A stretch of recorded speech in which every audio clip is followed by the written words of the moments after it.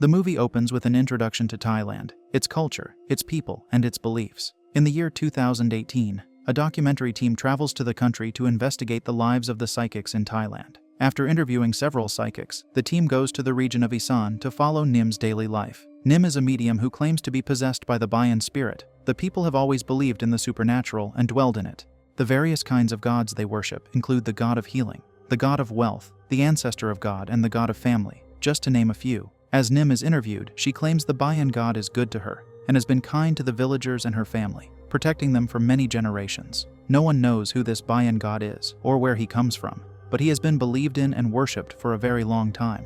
Bayan only chooses women to be his medium. For years, Bayan chose his medium from Nim's family, and so with each passing year, they held a big ceremony where members of the community would come to witness a member of their family be selected as a medium. Nim was chosen to be possessed by Bayan, but it was because her sister Noi became a Christian and rejected the family's beliefs and practices. When Noi cut herself off from her family's priesthood lineage, Bayan then chose Nim to be his medium. The interviewer asks Nim if she is able to cure all kinds of diseases, but she claims she can only treat the ones that are caused by the invisible. She gives an example to clarify her point. She says if a person is inflicted by natural causes, her advice is that they go to the hospital and not come to her, as she can only cure ailments caused by evil spirits. One day, Nim attends a funeral. Noi's husband Willow has sadly passed away. He discovered the cancer that he had a little too late. She believes it's an unfortunate pattern the Ancestor family suffers. She explains the tragic events that have befallen the men of the house. First, Willow's grandfather was stoned to his demise by a staff. Then his father took his own, and his son Mike passed away in a motorbike accident.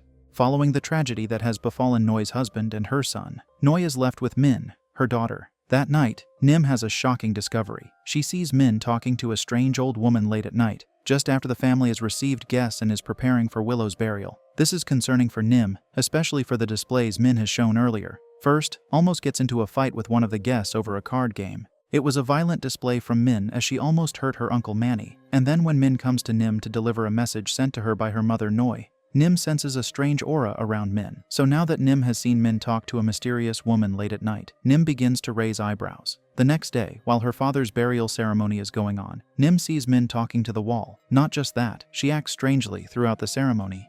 Nim becomes increasingly worried for Min. She barges into Min's room and begins searching. Noi tries to stop Nim or at least find out what Nim so desperately searches for. But then, inside Min's wardrobe, Nim finds a turmeric called pataba.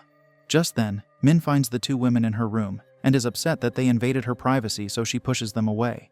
Nim tries to inquire from Min if she has nightmares or hears strange sounds, but Min is just upset that her room was invaded. Noi then asks Nim to quit her intrusiveness and let her handle her child by herself, without Nim's invading. Afterwards, Nim tells the interviewer what she found in Min's wardrobe. She says it is Wampa Tumba, and people believe it can drive away ghosts and evil spirits. The interviewer later confronts Min, asking her why she put the Wampa Tumba in her wardrobe, but she asks him to leave her alone. He also asks about the old woman she had been speaking to the other night. Min then asks him if he can see anyone standing afar. The interviewer looks closely, and when he affirms that he can see an individual from far off, he notices that Min instantly becomes uneasy, so she walks away quickly from him. The interviewer then asks Nim if Min's symptoms are a sign that she is going to become the next carrier of Bayan, but Nim is uncertain. The interviewer begins to monitor Min. He follows her to work, and there he asks her some questions. At first, he asks about work, and then slowly shifts gears to inquire about her views on the spirituality in her family, especially about her auntie Nim being a psychic. Min claims it's all a facade, and she even teases the whole idea of it. The interviewer then proceeds to visit Noi at work. He slowly brings up the topic of Bayan, and how Noi felt when the baton was almost passed to her. Noi says her aunt had tried to convince her at the time to consider becoming a psychic, but Noi never wanted to be involved in any of that, so she converted to Christianity. Noi says during that period, something strange happened to Nim. She suddenly fainted and lost consciousness while away learning a skill. It was after the incident that they realized that Bayan now dwelled in Nim. Noi says she still feels guilt over the fact that the Bayan was transferred to Nim because she rejected it. The interviewer then asks Noi what she would do if Min became possessed by Bayan. Noi becomes immediately offended by this question, and so she gets up to leave and asks them to stop filming. The interviewer then goes to question Min's friend Lisa and asks her if she has noticed anything strange about Min, and Lisa immediately attests to this. She even shows the interviewer some videos of Min's strange behavior, playing oddly with children and making them cry. But Lisa feels Min is just teasing. That night, Min falls asleep in her workplace. The next morning, her colleagues come in and find Min asleep on the bench. One of them wakes her up, and as she stands, she notices one of the customers looking and pointing at her. Min wonders why, and as she examines herself closely, she realizes that she's bleeding between her legs. Min is embarrassed, and she rushes to the restroom, but the bleeding doesn't stop. Min rushes home, and her mother, who had been worried sick about her, becomes more worried about finding her in that state. Concerned for Noi, she goes to confide in Manny. Manny reminds her that what Min is currently exhibiting is similar to the transition stage Nim experienced before being possessed by the Bayan. These are real conversations that Noi is trying to avoid, but the reality continues to stare her in the face. Min is having a difficult time, but her mother tries to prevent her from contacting Nim. Nim, on the other hand, is curious about Min's state. She wants to know if the Bayan wants to possess her. Min is led to tears, as it all becomes overwhelming for her. She tells her mother that she doesn't want to be a psychic, and her mother reassures her that she won't let her become a psychic. Later, Min tells the interviewer how she is feeling, the severe body aches she has, and the recurring nightmares as well. One day, when Min is at work attending to a client, she suddenly runs out of her office, drawing the attention of everyone. Min is not okay, and she is relieved of her duties at work. This just aggravates the young lady even more, and she storms out of the premises. Things just become worse with Min. She's acting strangely, and her awkward behavior is drawing everyone's attention. She then returns to work, and her boss, who had already fired her, is upset to find her at the office. He instantly calls for security to drive her out. The interviewer asks her boss why he dismissed Min, and he reveals to him that Min has been acting unprofessionally and immorally. He had lost something one day, and when he checked the monitors in search of it, he realized that Min had been inviting men to the workspace and having intimate affairs with them, thus his anger and the action he took. Meanwhile, Min is devastated at the loss of her job, a job she loves dearly, as she had earlier revealed to the interviewer how much she loved relating with clients. Meanwhile, Noi prays to Jesus concerning her daughter, and in contrast to this, Nim prays to Bayan. When Noi returns from church that night, she goes to check up on her daughter, and she finds her in a scary state. Min is on the bathroom floor, unconscious, and covered in blood. The woman is terrified to find her daughter in such a state, and she screams for help. Luckily, help arrives in time, and a group of men come to aid the woman. She hurries to call an ambulance. The woman is utterly concerned about her daughter's health and well-being. Eventually, they take Min to the hospital, and she is attended to. While she rests, Noi is anxious. She worries even more, she fears for her daughter. Just then, Nim arrives. Noi then pours out her frustration of Nim, telling her that Min has been possessed, and there's barely anything she can do about it. Well, Nim has some news to break to Noi. Nim says that Min isn't possessed by Bayan's spirit. Noi is speechless at first. She is unable to process Nim's words at the moment. Noi tells Nim that she has seen these symptoms before, and she strongly believes it's Brian's spirit. Nim then goes with Manny to Mike's room. She questions Manny about the truth of Mike's passing, but Manny doesn't tell her what she wants to hear. Nim continues to examine the room, and then senses something. Meanwhile, Noi believes that Min is possessed by Bayan, and she comes to terms with it, and takes Min to do the acceptance ceremony. As they commence the ceremony, Min barges in and disrupts it. Nim is upset with Noi for going ahead to do the ceremony, and not even with someone qualified. But Noi is frustrated too. She has slowly been losing her daughter and was desperate. Suddenly, Min attacks her mother and then disappears. Everyone goes searching for her in the darkness, but she is nowhere to be found. On the other hand, Noi, who was rushed to the hospital, finally wakes up. Min had attacked her earlier, hitting her several times on the head. As Noi wakes up, the first thing on her mind is her daughter. Nim is seated in front of her, and so she inquires of her daughter's whereabouts. Nim tries to calm her down. Nim believes it's going to be a long process, but first, she takes Noi to the Bayan god to ask for forgiveness. She wants Noi to be willing and open her heart to God, and that if she does so, she will be forgiven. Noi doesn't hesitate and follows Nim to plead with the Bayan god. Afterwards, they return to the house and head into Min's room. There, Nim instructs them to take out some of Min's belongings, which they believe she had worn when she had been in contact with spirits, thus having spirit stains on them.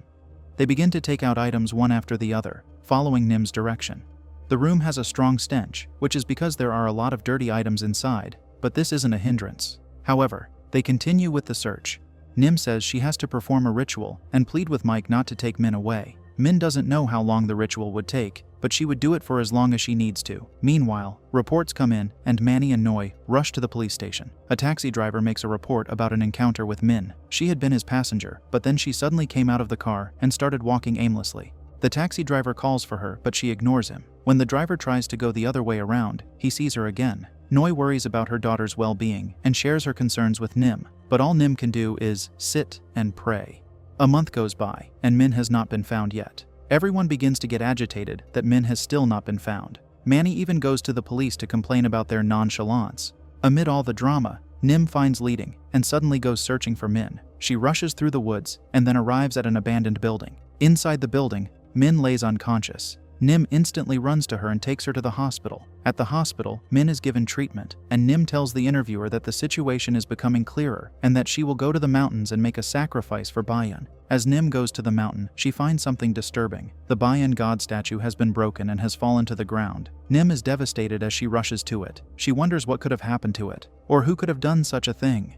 The statue's head is separated from its body, and Nim is in tears as she holds its head closely. Nim goes to Noi's apartment where Noi is trying to help her daughter recover. As Nim enters, Min rushes to her, and again Min is behaving strangely. Nim asks the spirit inside Min to reveal itself. At first the spirit says it is the Bayan god, but Nim counters this, saying it's a lie. Min begins to take off her clothes. Her mother tries to control her, but at this point, she's uncontrollable. She pushes Manny to the bed and jumps on him, but Noi drags her away. They try to hold her down, and Nim instructs them to soak her finger in water. Min continues to utter strange words. She tells Nim that she has become a psychic because of Noi, that Noi put charm in her shoes and replaced her old clothes all because she wanted Nim to replace her as a psychic. Min vomits a blackish liquid, and Nim instructs that they tie her up. Noi begs Nim to ignore what Min said earlier and help her. However, Nim says she won't be able to. Later, they take Min to another psychic. Noi is desperately trying to find a solution for her daughter. There, the psychic says that Min has different strange spirits in her that are manifesting different kinds of resentment. Nim then takes them to the temple, where she finds Min. Only there would they be able to summon the spirit and then perform an exorcism on Min. The man walks the family through what Willow's ancestors did. He says their father's ancestors were vile and vicious, and one of their victims cursed the family. Then, when Willow married Noi, who had rejected Bayan, it all went downhill from there. The man says that everything that's happening is all destined to be, and Min has been chosen as an atonement for their ancestors' sins. Noi is devastated. She doesn't want her daughter to get involved in something she doesn't know about, paying the price for their ancestors' wrongdoing. Nim tries to comfort Noi. She tells Noi not to think too much, and that Min will feel much better once the ceremony is over. Nim still has faith in the Bayan. This just raises Noi's curiosity. To her, how can Nim believe in a god that she doesn't see? She asks Nim what her conviction is of the Bayan, and Nim says she can feel that he's real. Nim urges Noi to put her faith in the Bayan. Preparations are being made for Min's exorcism. The exorcist believes that the spirits dwelling in Min are powerful, and for that cause, they must be well prepared for the ceremony. Meanwhile, cameras are put in place all over the house to monitor Min. The cameras capture all of Min's strange and unsettling activities, and this upsets Min's family. Manny and Noi watch the footage, and Manny is upset that Min was being recorded the whole time. Meanwhile, as they watch the footage, Min's behavior becomes more and more unsettling, and Manny expresses his concerns to Noi. He wonders how Noi is able to live together with Min. But Noi doesn't mind. She would be by her daughter's side no matter what.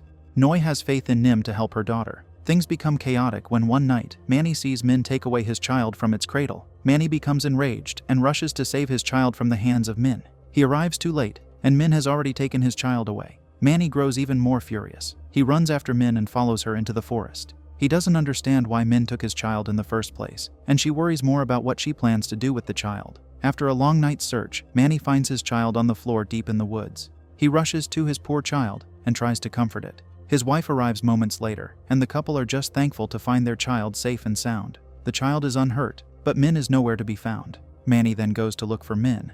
As he searches for her, he senses the presence of something watching him closely. Manny stops and begins to look around. He has a feeling that something lurks in the darkness, and he's not wrong. As Manny becomes more and more unsettled, all of a sudden, out of the darkness, Min emerges and attacks Manny with a blade. Manny is able to prevent Min from stabbing him, but she still manages to hurt him severely. It even becomes more chaotic for the family when Noi goes to Nim's apartment to look for her and finds Nim unconscious. Noi calls for help from the neighbors, and they rush to her aid. Sadly, Nim passes. Noi is struck with guilt as she blames herself for all the misfortune that Nim has gone through. Noi tells the interviewer that she has only her daughter left now, and she must do all she can to protect Min, even if it means putting her life on the line for her daughter. Nim is buried, and at the funeral, Noi tries to inquire from the psychic what had happened to Nim. The man tries to withhold information from Noi and rather speak in parables, but Noi continues pleading for him to reveal what had taken the life of her sister. Still, the man refuses to speak about it. It's almost time for the ceremony, and the priest explains his plans to the interviewer. He says he is going to cast the strange spirit out and then trap it in a jar. Noi's head is wrapped with a fabric, and that night, the ceremony begins. The ritual is chaotic, loud and gruesome, as the priest begins his incantation and various activities. Suddenly, there's a heavy rush of wind and the priest pushes Noi in front of him and begins to call on the spirit. Noi then begins to bleed heavily, from her head and her legs. Noi passes out and the priest traps the spirit in a jar and then proceeds with the ritual. Suddenly, he brings the ritual to a halt, then picks up the jar, heads to the edge of the temple, and jumps. This was not part of the plan, and so everyone gets anxious. Manny and the cameramen rush to see what has happened to the priest, and they see that he has taken his life.